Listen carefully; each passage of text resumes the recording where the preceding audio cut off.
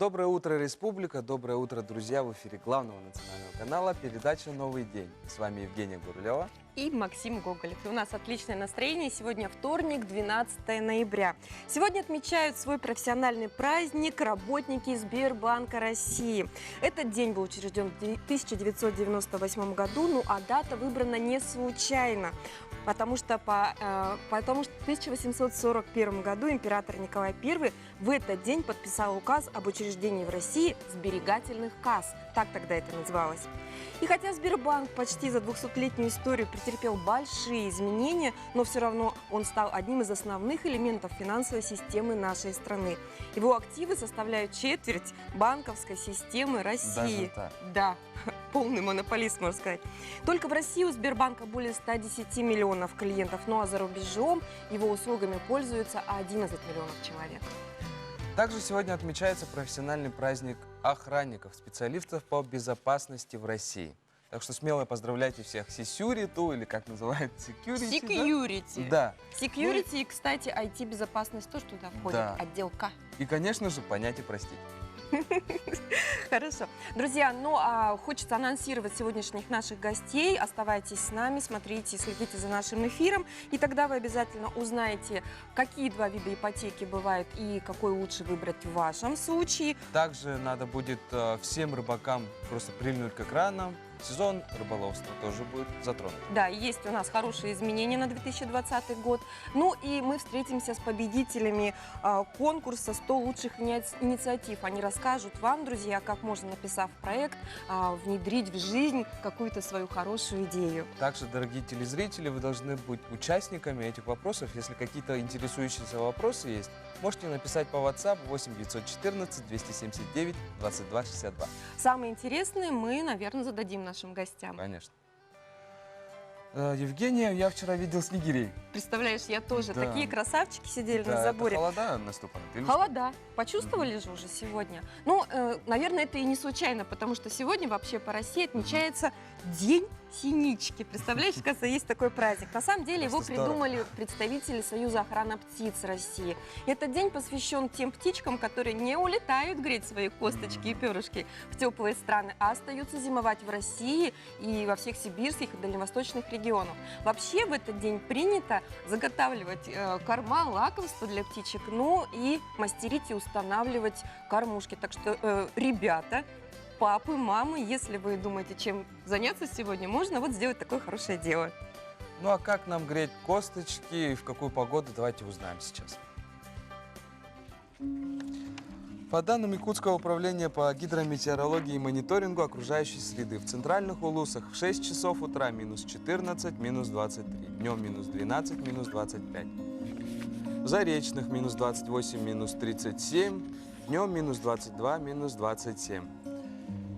Южные улусы минус 13, днем холоднее, минус 15, минус 16, в Вилюйских минус 24, минус 28, днем минус 21, 24. В Нижнеленских минус 17, минус 19, днем минус 20, минус 22, в Западных минус 17, минус 27, днем минус 18, минус 25. В Колымо-Индигирских минус 11, минус 23, днем минус 10, минус 22, в Янских минус 22, минус 31, днем минус 19, минус 27. На северо-западе минус 23, минус 33, днем также минус 22, минус 33. В Якутске в 6 часов утра температура воздуха минус 23 градуса, атмосферное давление 755 миллиметров ртутного столба, ветер северо-западный 2,7 метров в секунду. Днем ожидается минус 23, минус 24 градуса холода. Ну, собственно, еще не так холодно. Друзья, хотелось бы напомнить, что мы продолжаем сбор от наших телезрителей, сбор писем, сохранившихся со времен Великой Отечественной войны. Те письма, которые писали ваши родные и близкие, пожалуйста, присылайте к нам на адрес нашей редакции «Нового дня» утро НВК@mail.ru или присылайте бумажными копиями на Якутск, улица Орджоникидзе, 48, кабинет 201. Присылайте эти копии. Мы готовим абсолютно потрясающий проект, приуроченный к 75-летию со Дня Победы в Великой Отечественной войне. Что ж, мы подошли к стойке и просто замечательный запах хлеба. Опять, Максим, не Опять завтракал. я захотел поесть. Ну, собственно, Посмотрим. это, да, это хлеб бездрожжевой от Немюнского хлебозавода. То Еще есть раз, можно есть сколько угодно. ну, я не знаю, если ты съешь 3 килограмма, может быть, где-то раз и лишний этот Ну жирок вылезет. Но на самом деле, вот он здесь написан у нас на памятке, сделан на кефирной закваске, низкокалорийный, всего 200 калорий на 100 грамм. И я думаю, что даже если тонким слоем масла с утра Конечно. смажешь, не будет так страшно, как если белый сдобный вы будете кушать. Да, я тоже так думаю. Ну, я выбирайте этот хлеб и кушайте его с чистой совестью, без угрызений совести. Ну, а нам хочется продолжить рубрику «Школа молодой матери». Вообще, беременность для любой женщины – это особый период. С одной стороны, счастье, радость, ожидание. С другой стороны, тревога. Каким родится ваш малыш, каким он вырастет. В любом случае, мамы, беременяшки, Да. как говорится, сохраняйте спокойствие, Конечно. гуляйте побольше и правильно питайтесь. Это очень важно для вашего будущего малыша. Беременность – это прекрасный, но в то же время сложный и ответственный период в жизни будущей мамы. С момента зачатия ей необходимо пересмотреть свой образ жизни, исключить неблагоприятные факторы, соблюдать режим дня беременной женщины, пересмотреть свое питание. Все эти факторы напрямую влияют на развитие малыша. Необходимо избегать бесполезных углеводов, приводящих к набору веса. Большое количество их в хлебе, в выпечке, кондитерских изделиях. Правильные углеводы можно получить из круп, овощей и фруктов. Важным элементом в питании является железо, которое транспортирует кислород тканям матери и плода. На большое количество содержится в орехах, шпинате, мясе и смородине. Во втором триместре нужно увеличить прием пищи до 6-7 раз, но уменьшить размер порций. Перекусы делают свежими овощами, фруктами и кисломолочными продуктами. В качестве источника жиров рекомендуют употреблять подсолнечное, оливковое и льняное масло. Идеальным вариантом станет заправка свежих овощных салатов. Кроме сбалансированного питания, необходимо принимать фолиевую кислоту, которая влияет на развитие органов плода и центральной нервной системы. Ею богаты рис, апельсины, виноград, брокколи, шпинат. Можно дополнительно принимать медикаментозные средства по назначению врача. Необходимо отказаться от вредных привычек, разнообразить питание натуральными продуктами, соблюдать режим приема пищи и распорядок дня, следить за собственной гигиеной, избегать тяжелых физических нагрузок и стрессовых ситуаций, облегчить условия работы, использовать любую возможность для пребывания на свежем воздухе, обеспечить организм полноценным сном не менее 10 часов в сутки. В период гриппозного обострения не находиться в местах скопления людей, заниматься легкими физическими нагрузками. Итак, беременной женщине необходимо создать свой безопасный комфорт и уют, вести здоровый образ жизни и готовиться к появлению малыша. Мужчины, я надеюсь, вы тоже посмотрели этот сюжет, потому что от вас тоже зависит настроение Мил, я вашей хочу женщины и, клубники. конечно же, здоровье вашего ребенка.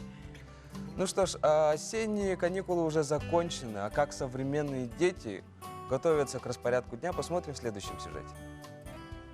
Как организовать распорядок дня школьника так, чтобы он успевал делать уроки, гулять на свежем воздухе и чувствовал себя неперегруженным? Правильно составленный распорядок дня школьника обеспечит ему хорошую успеваемость, здоровый сон и чудесное самочувствие.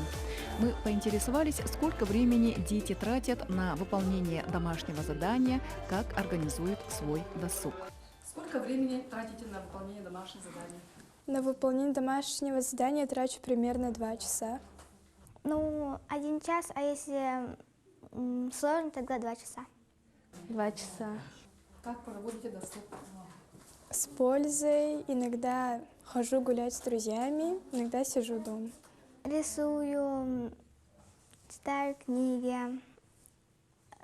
ходил в кинотеатр. Смотрю телефон, либо иду гулять. Какой у вас распорядок дня? В будние дни я иду в школу, а потом возвращаюсь домой, делаю домашку, ужинаю и провожу свое время в телефоне. Утром просыпаюсь, потом иду в школу, а потом после школы опять иду домой и делаю уроки. Сперва утром иду гулять, и потом в школу, потом домашнее задание. Представление о тайм-менеджменте должен иметь каждый школьник. Эти знания ему пригодятся и во взрослой жизни. Замечательные детки, как они знают, да, что делать по распорядку. Ну, самый главный тайм-менеджер – это, конечно, мама. Кто управляет домом. Сейчас в музее имени Ярославского в городе Якутске проходит выставка, приуроченная ко Дню матери. Кто, как не мы, знаем, что те вещи, которые мама своими руками смастерила, сшила, может быть, нарисовала, эти вещи для нас самые дорогие. Мы их бережно храним. Давайте же посмотрим, какие экспонаты представлены на этой выставке. Традиционная выставка «Тепло материнских рук», посвященную Дню матери, в этом году проводилась в формате конкурса. Нынче у нас состоялась выставка-конкурс, на которой участвовали более 40 участниц со всех округов города Якутска и пригородов, а также Хангаласского улуса города Покровска и Горного улуса. Более 260 работ. Так как это был конкурс, было 7 номинаций. Это рукоделие, куклы, сувениры, национальный костюм. Далее были еще и декоративно-прикладное искусство и вышивка. Победительница в номинации «Национальный костюм» Татьяна Егорова – творчески активная и талантливая мастерица. Любое рукоделие, оно занимает достаточно большое время, но все равно, когда ты шьешь своими руками, когда ты создаешь что-то, ты видишь радость ребенка, потому что это и по размеру, и по цвету, оно ровно подходит так, как оно должно быть для твоего ребенка. Потом, когда ты видишь реакцию уже аудитории, тут уже тоже начинаешь чувствовать какую-то гордость и за ребенка, и за себя, за свой труд. Одной из самых интересных номинаций является номинация «Кукла». Олеся Кондратьева уже второй год увлекается созданием кукол. Выставка «Тепло материнских рук» – это действительно та выставка, которая помогает мамам, женщинам, которые дома творят свои работы, показать их, чтобы их видели не только родные и близкие, но и могли все полюбоваться работами. Мы в этом году участвуем с работами куклами. Очень нравится нам делать куклы. Когда начинаешь делать куклу, рождается образ уже в голове, и уже само по себе придумывается, в какой она будет одежде, как она будет дальше выглядеть. Творчество развивает, очень хорошо развивает, разнообразит жизнь. Не обязательно заниматься только домашними делами, можно заниматься еще чем-то для себя, и это приносит окружающим какой-то интерес и радость даже. Мама шила на куклы, и сайку делала шил. Мне очень нравится сайку куклы. Тепло материнских рук в работах участниц выставки радует глаз и согревает душу. Выставка-конкурс прикладного творчества «Тепло материнских рук» посвящена Дню матери и была направлена на сохранение, пропаганду творчества мастериц, преемственность, создание условий для обмена опытом, а также выявление и поощрение талантливых и перспективных мастериц. Приглашаем вас на выставку, и мы будем вам очень рады. Что ж, очень приятно было посмотреть на работу матерей. Очень тепло на душе стало, и, конечно же, вспоминается своя мать. Да, друзья, ну а мы давайте перейдем к новостям, узнаем, что же актуального на сегодняшний день у нас есть.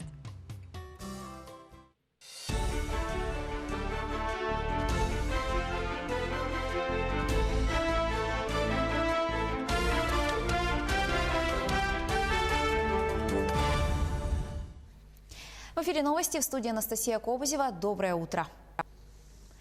Лидеры России и Китая Владимир Путин и Си Цзиньпинь запустят силу Сибири в режиме телемоста. Ранее мы сообщали, что китайская и российская стороны согласовали дату проведения торжественной церемонии пуска газа в Китай по восточному маршруту 2 декабря. Магистральный газопровод «Сила Сибири» будет транспортировать газ Иркутского и Якутского центров газодобычи российским потребителям на Дальнем Востоке и в Китай. Его протяженность составит около 3000 километров. Переходим к региональным новостям. Все банкоматы в Уснере, установленные в крупных магазинах и некоторых предприятиях, были отключены в конце октября.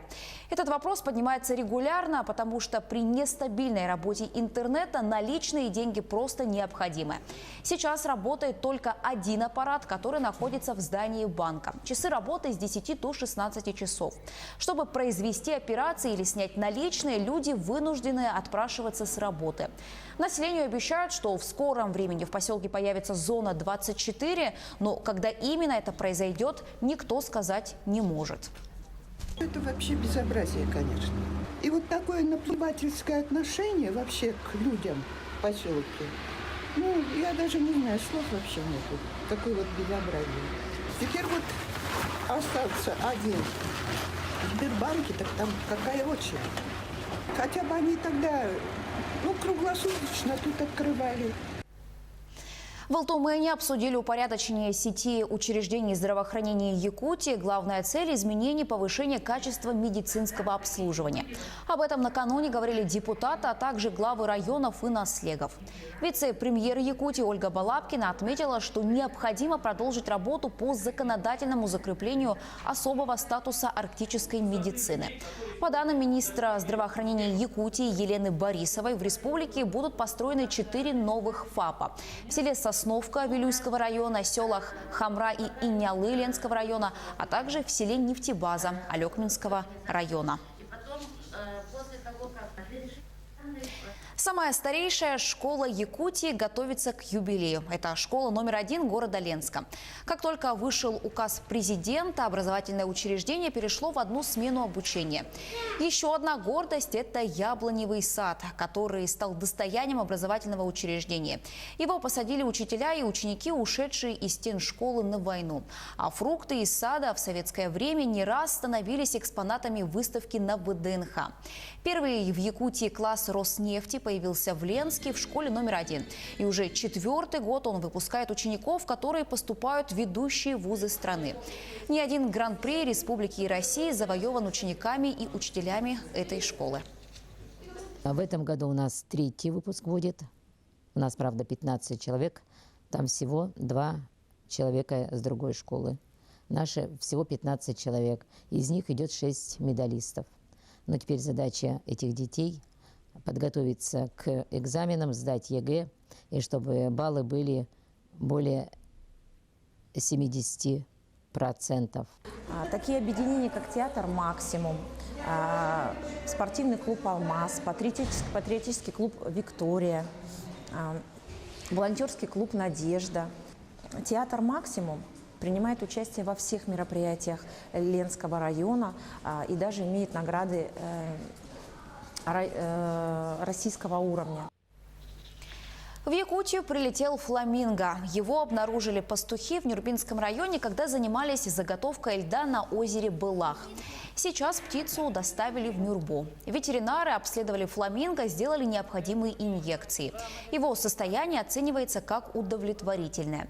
Как отмечают орнитологи, на территории Якутии с 1976 по 1989 годы было зафиксировано 5 случаев появления фламинго.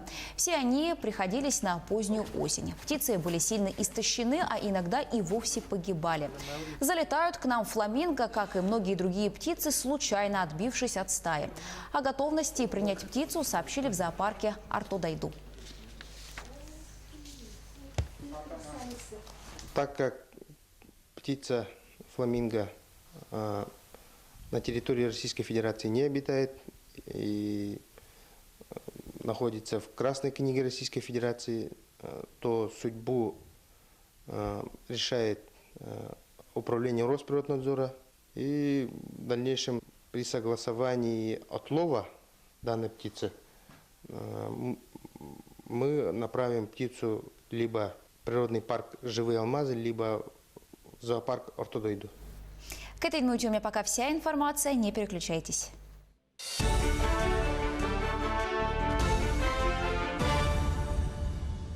Ну, очень интересно, как это фламинго попало в наш край. Как не замерз-то он, бедняга. Да. Наш край суров, действительно, да, наш край суров, и особенно чувствуется техники, да, автомобильный транспорт определенно получает какой-то урон от минусовых температур. Об этом задумались не британские ученые, но тем не менее не уступающие по интеллекту сотрудники педагоги автодорожного факультета СФУ. Давайте посмотрим. Эксплуатация автомобилей в условиях низких температур всегда возникают трудности в качестве обеспечения его работоспособным состоянием. До недавнего времени большинство автовладельцев использовали гаражи, стандартные гаражи, да, то есть металлические и так далее, да. Начинают убирать металлические гаражи, чтобы очистить город и так далее, и так далее. И, конечно же, опять же, в денежном выражении любой автомобилист для того, чтобы эксплуатировать зимний период, они должны будут, допустим, арендовать гараж. И в последнее время автомобилисты очень часто начали использовать так называемые портативные гаражи. Портативные гаражи, и одновременно мы тоже очень давно занимаемся исследованием температурного режима автомобиля при его длительной стоянке с использованием различных, на самом деле, теплоизоляционных материалов. В процессе использования портативных гаражов там возникает проблема его транспортировки, его собрания, да, то есть исходном положении как будет. И, конечно, там каждый день должны сделать определенные, грубо говоря, телодвижения, которые некоторых вообще не устраивают. И мы решили разработать такую багажную конструкцию. Концепция такая, чтобы она была постоянно на улице, да, и, конечно же, не занимала багажный отсек. И тем самым обеспечивается комфортная транспортировка и использование вот таких портативных гаражей. Конструкция, она универсальная, да, то есть универсальность в чем заключается? Универсальность заключается в том, что этот багажник в зимний период может по бокам есть кармашки, в котором можно в собранном виде транспортировать вот этот портативный гараж, и посередине остается багажный отсек, который можно легкие грузы, всякие коробки и так далее, можно тоже там передвигать. То есть транспортировка производится, да, и летний период нижняя часть багажника, она остается как багажник. По вопросу технического регламента предусматривается любое изменение конструкции подлежит обязательной сертификации, нужен соответствующий документ и так далее, да. С этим вопросом тоже мы работаем и, работали с рядом органов по сертификации, которые мы получили соответствующее заключение о том, что в данную конструкцию мы будем рассматривать как легкий груз при определенных установочных режимах. Друзья, мы продолжаем. Новый день сегодня решил поделиться с вами практичными знаниями. Наверняка каждый из вас либо взял ипотеку, либо планирует ее взять. И тут встает вопрос, как сделать это с наименьшими потерями для бюджета. И мы оказались на уроке финансирования. Да, сегодня Любовь Егоровна Амосова нам даст хороший практичный урок. Любовь Егоровна, представитель потребительского кооператива «Аргыс Кредит». Давайте учите нас. Доброе утро. Доброе. Так, значит, у нас есть квартиры в ипотеку, да, в среднем стоимость 4 миллиона рублей, давайте скажем. И у нас есть, в любом случае мы пользуемся ипотечным кредитом, но тут есть разница, как именно воспользоваться, да, и тут разница существенно большая. Поэтому давайте посмотрим первый вариант. Если у нас первоначального взноса нет... То есть у нас 0 денег. Да, 0 денег. Ага. То есть, как известно, банк запрашивает первоначальный взнос, минимальную сумму 15% от стоимости всей квартиры, да? У нас 600 тысяч рублей получается. Это от Если 4 у семьи нет свободных 600 тысяч рублей на счете, он берет просто в кредит на 5 лет. Процент переплаты 184 тысячи рубля, платеж 13 тысяч рублей в месяц. Это мы платим за кредит, за первоначальный взнос. Это только первоначальный взнос, Да. или 5 лет мы его платим? Да. Плюс сам ипотечный кредит у нас в течение 15 лет. Сумма кредита 3 миллиона 400, да, вот вместе с этим получается. переплата у нас составляет 3 миллиона рублей вот за 15 лет.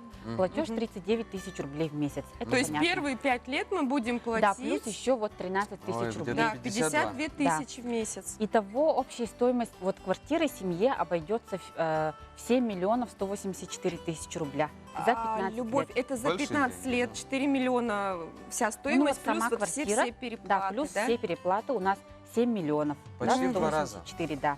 Ой, И у ой, нас ой. есть вот второй вариант. Мы можем первоначальный взнос накопить за 2 года. Вот с этими же 39 тысячами рублей, да, мы можем в течение 2 лет накопить 1 миллион рублей. Так, расскажите, как это можно сделать? Это я взяла в пример, если мы копим не дома, да, а в специализированных местах под проценты. То есть я именно тут взяла процентную ставку годовых 11,6%, ну, которая сейчас максимально запрещенная, средняя, да, банк. А, нет, Да, максимально. максимально запрещенная законом и Центральным банком. То есть вот 39 тысяч рублей в месяц, и мы накопили 1 миллион рублей. Это у нас идет в первоначальный взнос. И у нас ипотечный кредит составит 3 миллиона рублей. Мы будем его платить 10 лет вместо 15. И Чуть сократим срок, да? Да, процент переплаты составит 1 миллион 658. Понятно. И платеж я специально ставила таким же, чтобы, ну вот, было понятно, да, 39. То есть общая стоимость квартиры в итоге у нас составит 5 миллионов 658 тысяч Разница рублей. между первым и Разница вторым. вот, да, то есть Вообще видно, что да, разительная, да. существенная разница. Также разница вот в сроке. Тут мы платим, ну, потратили на все это 12 лет, а тут 15 лет. Любовь, самый интересный вопрос. Вот накопить за 2 года... Вот тут. Ну, я понимаю, допустим, двое супругов, оба работают, да, 2 года, но можно подождать с рождением детей и откладывать одну зарплату, ну, в конце концов, тортики печь, да, чтобы доложить, если что-то не хватает. Насколько риски зарегистрированы, ну, как бы вот безопасность вот этих вот накоплений обеспечена вашим кредитным Вот тут, то есть надо проверять именно, например, мы выбрали, да, финансовую организацию, в которой мы будем копить, надо обязательно проверять, есть ли они в реестре Центрального банка. Это проверить очень просто заходим на сайт Центрального банка Российской Федерации и смотрим.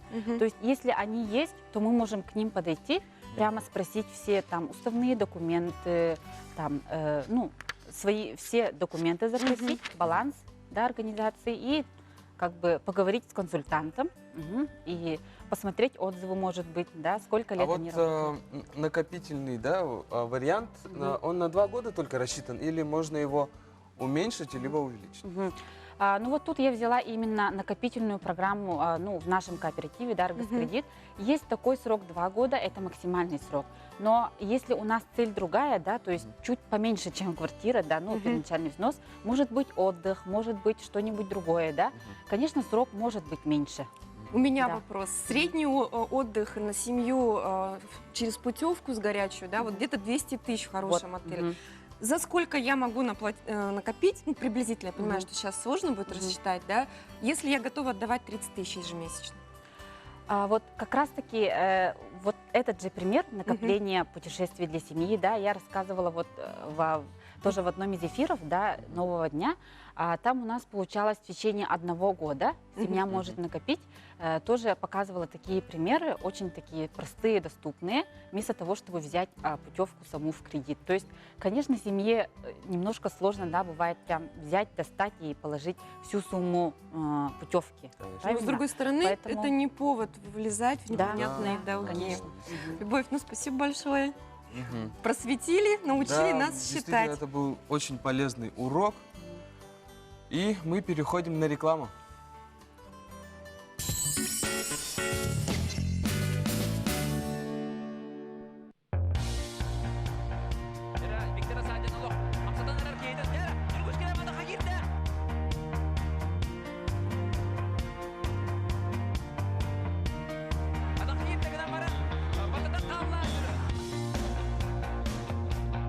Сардагатыгар сууланан, үйөрі көті ұғдуғын, айығыттар бұд арыял. Тегітігер сөпті қамнас түрін өткөрекеннен бұқайысқаған ұлдығылар үкілі тұлар кепсте. Университет цифровой қайысқа сетейлерін тұғынан кепсет яқпет. Олата интерес өске әбетет оқ болады. Білейін политиканды болады. Информационный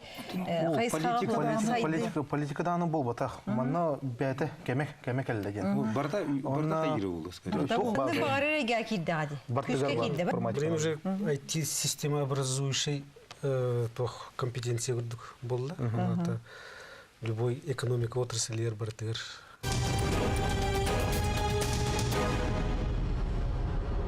Махтал – это благодарность. Махтал – это любовь и забота. Махтал – это тепло и вкус. Махтал – наше сердце для вас. В торговом доме «Сырбеке» шикарная греческая соболиная шуба по очень приятной цене. Роскошь стала доступней. «Сырбеке».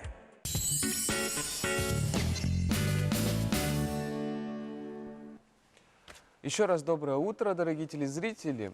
Я бы хотел напомнить вам номер WhatsApp по 8 914 279 22 62. У нас скоро тема рыболова. Не забывайте задавать вопросы. Да, в 2020 году есть хорошие изменения для частных рыбаков. Друзья, но скоро Новый год, остается, по-моему, 50 дней, да? Ориентировочно. Остается, кажется, совсем немножко времени. И знаете, когда идет предпраздничная атмосфера, очень хочется каждому знакомому сделать какой-то хотя бы миленький маленький подарок. Если вы не знаете, что дарить, да, или не хотите дарить просто шоколадки, можно подарить вот такие замечательные харысхалы. Они на самом деле магнитные, если вот понятно, да, обереги с пожеланием счастья, здоровья, ну и других хороших вещей. Подарите такой милый оберег вашему близкому другу или знакомому, он повесит его на холодильник и будет вспоминать вас целый год. Ну, у каждого мужчины из Якутии должен быть свой якутский нож. Тем более, что он очень разнообразный, и он именно наш колоритный. Давайте посмотрим об этом сюжет. Якутский нож – это инструмент, без которого не можешь представить якутского охотника. Это незаменимый инструмент на кухне и в быту. Испокон веков якутский нож был в особом почете. О нем даже слагают легенды. Очень радует, что технологии древнего изготовления дошли до наших дней и без видоизменения получили широкое признание. В начале ноября проходил конкурс «Клинок. Традиции и современность» в городе Москва. Там мы, делегацией 8 человек, участвовали, представляли Республику Саха-Якутия и заняли призовые места. В Союзе кузнецов проводились отборы, и поэтому там не как-то с улицы, да, а отбирались конкретные работы и парни, которые серьезно занимаются этим делом. Наши мастера, как люди творческие, создают не только инструменты бытового применения, но и настоящие произведения искусства, которые могут украшать коллекцию самых утонченных коллекционеров. Вот этот Акинак называется, оружие скифов. Его делали мы вдвоем, Аржаном Кухаевым, алтайским мастером. Он делал вот украшения, а я клинок. Вот сами из руды выплавляем сталь. Я вот от имени Портового Александра и себя, короче, вот этого. Ну, совместная работа. Совместная работа. Да, вот этот Батыя. Ну, Леонид, я как сказал, с детства. Его предки все кузнецы, поэтому он с детства занимается. А я вот недавно, вот на старости лет, так сказать. Я участвовал на конкурсе «Заруба». Там это экстрим. Там проверяют ножи на заточку и вот как выдерживает заточка. И я там занял первое место. Да, давали нам убитые ножи, и за 15 минут мы ножи оттачивали на водяном камне. И после этого резали канат. По 50 раз резали, потом проверяли. И на второй круг тоже по 50 раз. Ну, там я первое место занял. Переполняют чувство гордости от того, что наш край имеет свою идентификацию, свою неповторимость и особенность. Благодаря таким умельцам якутский нож знаменит на весь мир. Максим Гоголев, Андрей Лазарев. Новый день. Настоящему любителю рыбалки холода вообще ни почем просто, да? Хоть в минус 40, в минус 50 они идут и Сверлят рыбачат. лунки и Да. рыбачат. И у нас в гостях Прокопий Афанасьевич Кириллин, руководитель отдела по организации и регулированию рыболовства Минэкологии Якутии. И сразу же первый вопрос. Как завершается летняя и осенняя путина? В этом году путины у нас на основных промысловых реках проходят стабильно, можно сказать. Если сравнить с прошлым годом, то есть незначительные снижения, Да. но с учетом того, что в прошлом году у нас были рекордные показатели, да, за последние, вылову, да? по вылову за последние 4 года, я считаю, что в этом году у нас тоже хорошие показатели будут по итогам года. Если по рекам пройтись, то в основных реках у нас удачно стояла во время пути находа рыбы уровень воды. То есть она не была высокая примерно и не была очень низкая, то есть средняя. Это самое главное один из решающих факторов для рыбака. То есть есть места для неводнения, тоня есть, так называемая. Ежегодно там вылавливают неводом. Вот эти места стояли, и объемы запланированные все выловили. Вот как становится, много ли рыбы становится, когда вода понижается? Вода, как я сказал, средняя вода, она самая оптимальная. Но если состояние. ниже уровня, допустим? Если ниже уровня, то рыба, соответственно, рыба идет, на ход рыбы не влияет, но места вылова, так называемые тони, да, они уже коряги, неудобные для сетной добычи. Ну а если выше уровня? Выше уровня, то уже рыба, как говорят рыбаки, идет посередине и по глубине. То есть сетка не может поставить, уже трудно. Ну, я, конечно, не рыбак, но получается, нужно вот как раз средние речушки выбирать, чтобы удачно порыбачить. Но на самом деле вот у нас Министерство экологии Якутии, естественно же, оберегает наши природные ресурсы, в том числе рыбу, да. И, естественно, я слышала краем уха, что нельзя эти сорта ловить, нельзя вот эти ловить. В 2020 году все останется так же или, может быть, ужесточат даже меры? Или наоборот? Да, действительно. С учетом вообще тенденций по сохранению биологических ресурсов, у нас в 2017 году уже введены суточные нормы добычи, так называемые в правила рыболовства. Включены эти нормы. И если смотреть по республике, то по каждому району, по каждым бассейнам рек есть свои нормы добычи по видам рыб. Допустим, но это промышленные нормы или даже это для любительской рыбалки. Есть, допустим, вот эти суточные нормы введены в том числе и для реализации нового закона. У нас есть новый закон для любителей. Раньше такого закона не было для любительской рыбалки. Отдельный закон был принят в конце 2018 года, и он действует с 1 января 2020 года. Согласно этого закона, очень много было дискуссий, предложений было направлено от республики в части разрешения нашим гражданам применения сетных орудий добычи, то есть сети, невода.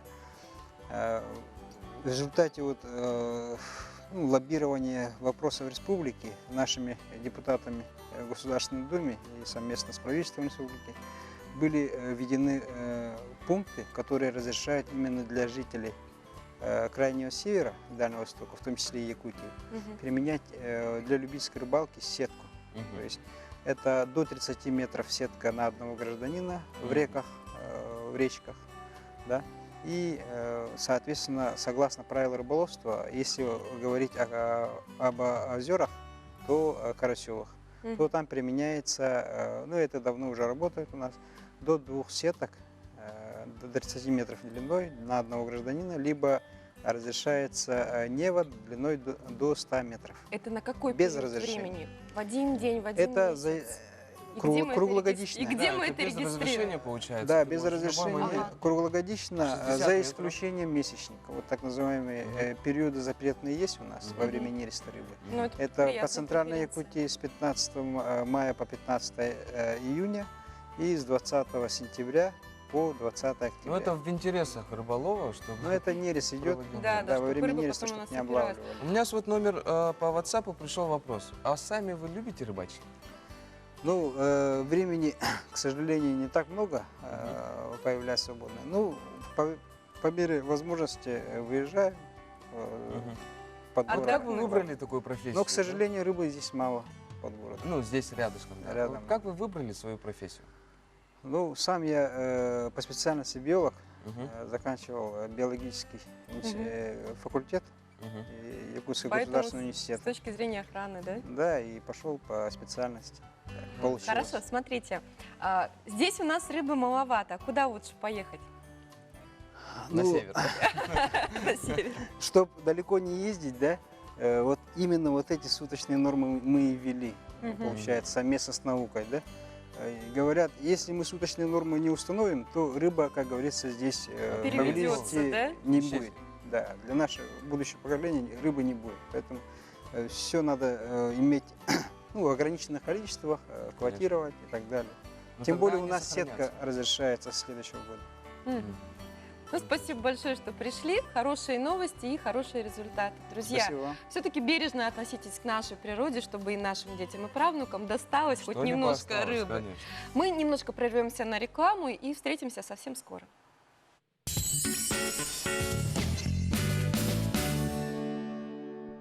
Уважаемые жители республики, не упустите возможность приобрести новые квартиры на улице Строителей в городе Якутске. Звоните 459-359. Позабыли, не купили, только время упустили. Делаем умнее. Покупаем квартиру в строящемся доме на улице Полины Осипенко. Старт продаж. Сейчас самое время. АО ДСК 33 13 28. Прошло время голых стен. Теперь в стоимость квартиры все включено. Предлагаем вступить в долевое участие жилого комплекса Олимп-Сити и приобрести квартиру уже с готовым ремонтом. Звоните по телефону 744 556.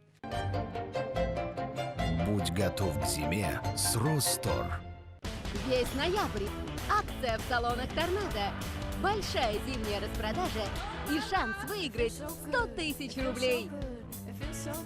Юбилейная ярмарка и гала-шоу фабрики Сардана. 50 лет, 50 подарков. 15, 16 и 17 ноября в Доме дружбы народов имени Кулаковского. Не упусти свой шанс. Получи подарок. 16 ноября в Государственном театре оперы и балета единственный концерт зажигательных бурановских бабушек. Время покупать меха. На все шубы и дубленки 70 плюс еще 20%. Новая коллекция «Выснова» на Крупской 13.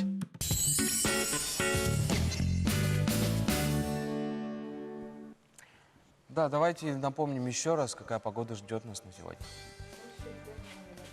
По данным Якутского управления по гидрометеорологии и мониторингу окружающей среды, в центральных улусах в 6 часов утра минус 14, минус 23, днем минус 12, минус 25.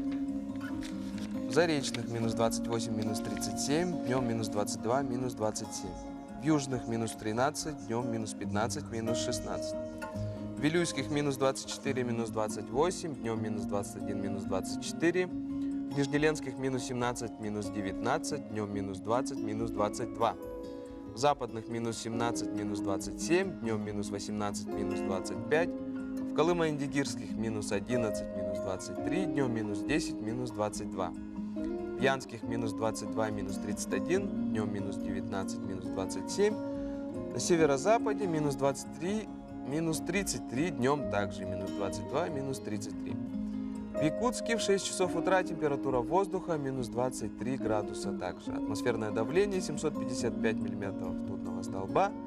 Ветер северо-западный 2,7 метров в секунду. Днем ожидается минус 23, минус 24 градуса.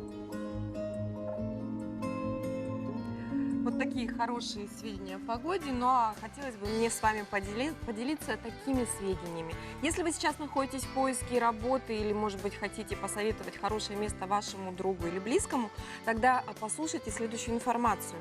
У нас сведения свежие от биржи труда. Итак, требуется делопроизводитель в детский сад «Радуга», город Якутск, номер 5. Требования: опыт работы от 1 года, среднеспециальное образование, владение компьютером, грамотная речь. Зарплата 28 200 рублей. Требуется начальник автохозяйства в аэропорты Севера. Требования к должности: высшее профессиональное образование, стаж работы от 3 лет, без вредных привычек, зарплата, внимание, друзья, 70 тысяч. Также требуется электромонтер по обслуживанию электрооборудования электростанции 4 разряда в Якутскэнерго ЕГРЭС. Требования к соискателю: высшее или среднее профессиональное техническое образование, разряд 4. Сменный график работы с 8 утра до 8 вечера и с 8 вечера до 8 утра. Зарплата 44 768 рублей. Очень хорошая сумма. Да, так что не упустите шанс и поступите на работу. Поступите на работу. Ну, а мы продолжаем наш эфир. В городе Покровске состоялась презентация книги о бывшем министре культуры Якутии Ефиме Васильеве. Он занимал пост с 1974 по 1983 годы. И в это время значительно укрепилась материально-техническая база всех учреждений культуры Якутии. Например, здание Государственного театра оперы и балета имени Саруна Амалона было достроено в 1982 году. При непосредственном участии Ефима Васильева. Больше узнать об этом замечательном деятеле культуры можно будет из нашего следующего сюжета. Ефим Васильев родился в 1931 году в небольшом селе Чаран Орджоникидзевского, ныне Хангаласского района, в крестьянской семье. Перед самым началом Великой Отечественной войны потерял обоих родителей и уже в 10-летнем возрасте начал работать в колхозе. В 1950 году окончил Покровскую среднюю школу, в 1951 поступил в Якутский педагогический институт. Затем работал учителем и директором в ряде школ своего родного района, а с 1958 года заведующим районным отделом народного образования Орджоникидзевского района. Во времена работы учителем в Покровской средней школе Ефим Васильев знакомится с будущим составителем памятной книги о себе Иннокентием Заморщиковым, который в те годы преподавал в вечерней школе. В 1958 году оба друга, не сговариваясь, женятся на своих половинках и начинают дружить семьями. Обе семьи мы праздновали и золотые свадьбы,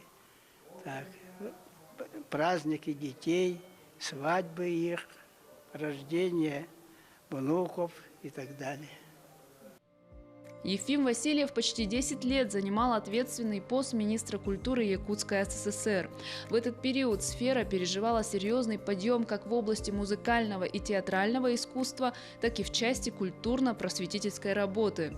Было построено большое количество клубов, художественных и музыкальных школ. Современное профессиональное искусство республики стоит в том числе на той базе, которая была создана в 70-е и 80-е годы. Более подробно о жизни и трудовой деятельности Ефима Васильева, который ушел из жизни в 2016 году, рассказано на 240 страницах книги, выпущенной в рамках серии «Ими гордится Якутия». Составитель книги Иннокентий Заморщиков объединил в книге воспоминания 39 человек, родных и близких, друзей и соратников Ефима Васильева. Кроме того, включили мы статьи, изданные самого Ефима Николаевича, изданные в разные годы о руководителях республики, о замечательных людях, участниках Великой Отечественной, активных участниках Великой Отечественной войны, наших земляков хангаласцев. Ефим Васильев был очень открытым, юморным человеком. У него было много друзей среди представителей интеллигенции. Он даже состоял в так называемом элитном обществе Найрамдал, что в переводе с монгольского означает «дружба». Одним из ярких членов этого общества была Зоя Ксенофонтова, заслуженный учитель Якутии, племянница известного ученого-якутоведа, этнографа Гаврила Ксенофонтова. Она не могла не прийти на презентацию книги о своем друге. На самом деле никакого общества, просто товарищеская сходка была такая. Каждый раз по праздникам, иногда даже приходилось по субботам, собираться, общаться и, ну, сейчас говорят, тусоваться, да? Но общество, эта тусовка была очень такая позитивная. Это пели, плясали, разговаривали. Отметим, что книгу о Ефиме Васильеве напечатало издательство «Бичик». Ознакомиться с ее содержанием можно в Национальной библиотеке Республики Саха-Якутия, а также в районных и наследных библиотеках. Специально для «Нового дня» Виолетта Засимова, Федор Тарасов, Хангаласский улус. Но заведения культуры – это в том числе библиотеки. И сейчас они превращаются не в просто места, где можно взять книги, но в целые клубы, где можно провести досуг, встретиться с друзьями и научиться чему-то новому.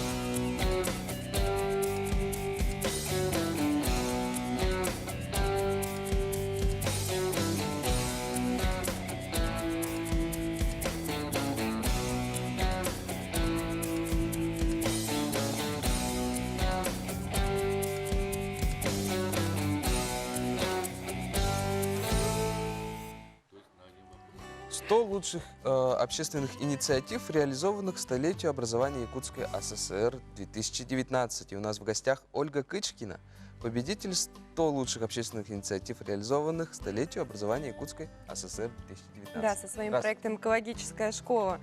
И Валерий Егорович Дмитриев, участник, руководитель проекта «Музей истории православия Мегино-Кангаласского улуса», местной религиозной организации «Православный приход храма Рождества Пресвятой Богородицы» села Битюйдях, Якутской епархии РПЦ России. Доброе утро. Ну, мы, во-первых, вас поздравляем с вашей победой. Вчера буквально стало известно, что вы вышли вперед всех ваших соперников и защитили свои проекты.